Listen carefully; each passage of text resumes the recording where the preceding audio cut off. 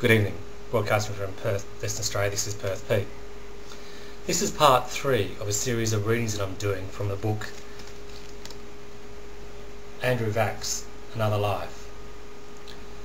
If you haven't already, please check out parts 1 and 2.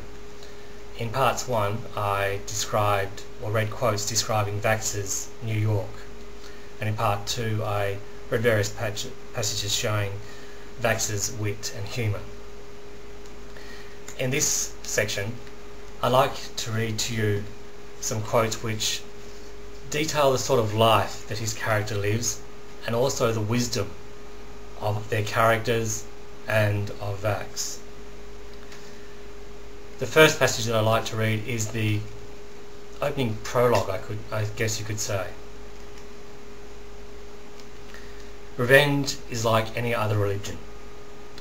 There's always a lot more preaching than there is practicing. And most of that preaching is about what not to practice. Vengeance is mine translates to, it's not yours. The karma peddlers will tell you how doing nothing is doing the right thing, reciting, what goes around comes around, in that heavy gravity tone reserved for the kind of ancient wisdom you always find in comic books.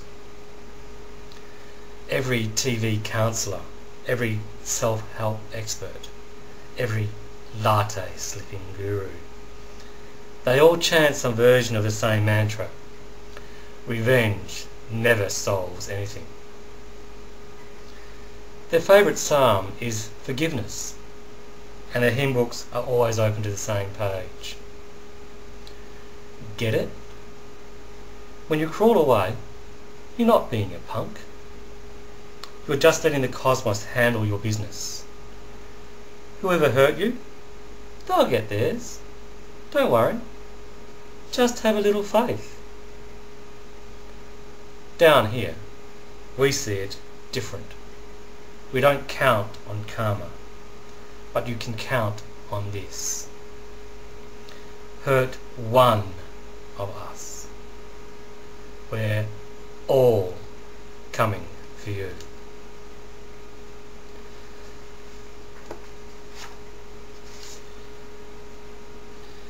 Another line which describes the life that the character that Berg has, or that Vachss has in his novels. On my side of the law, you don't use plastic surgery to steal. You use it so you can keep stealing. Another insight to the characters of Vachss's novel is provided by this following quote. Violence is total commitment. Middle ground is a myth. Equivocation is quicksand. Where I live, selling wolf tickets buys you a one-way ride.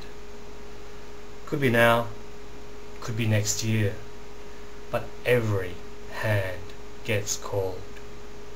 Later, again in the hospital, Burke and members of his family are talking.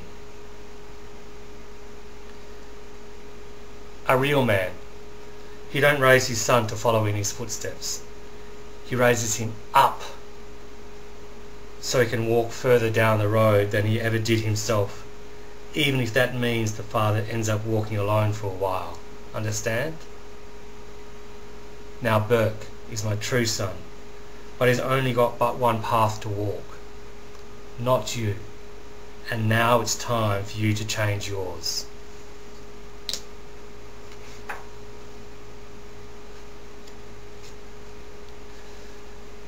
Andrew Vachss is also a criminal prosecutor, and he's got definite philosophies about law, and he doesn't mind portraying his ideas and using them for his characters. This next quote illustrates that. You know that 3 strikes bullshit they got now? The prof said scornfully. A small town with 2 4s on his sheet don't even think about it until it's all or nothing. Like that cop in California who got smoked because the numbnuts who grabbed him and his partner figured they were headed for the gas chamber anyway.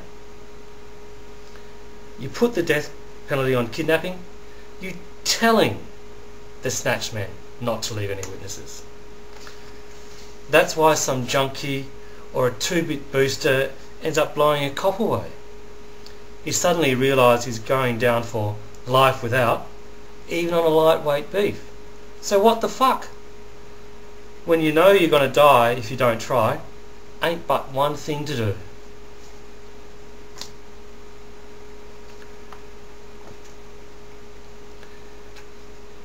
I also like these final two pieces of philosophy. In this first passage, Burke is again talking to one of the chief protagonists. And it opens with the protagonist saying,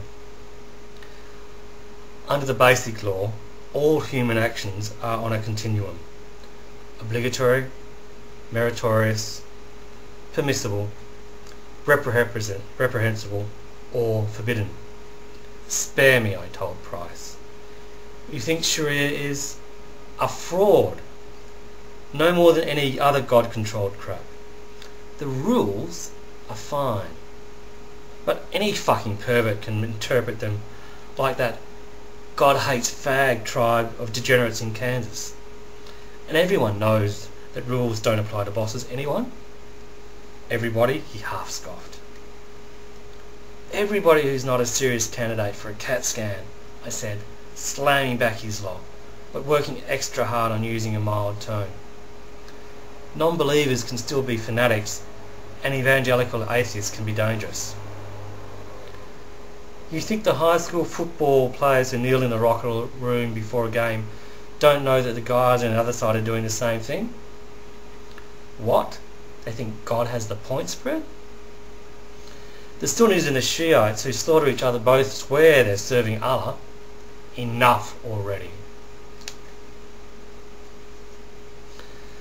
And then my final quote.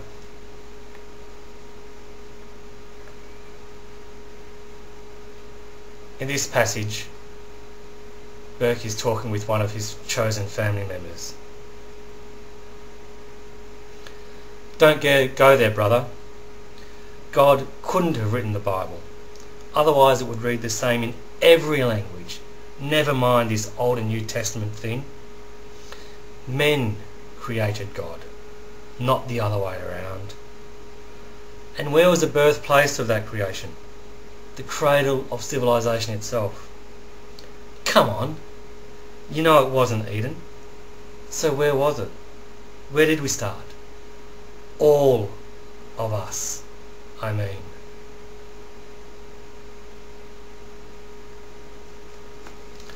So that's my final quotation from the book.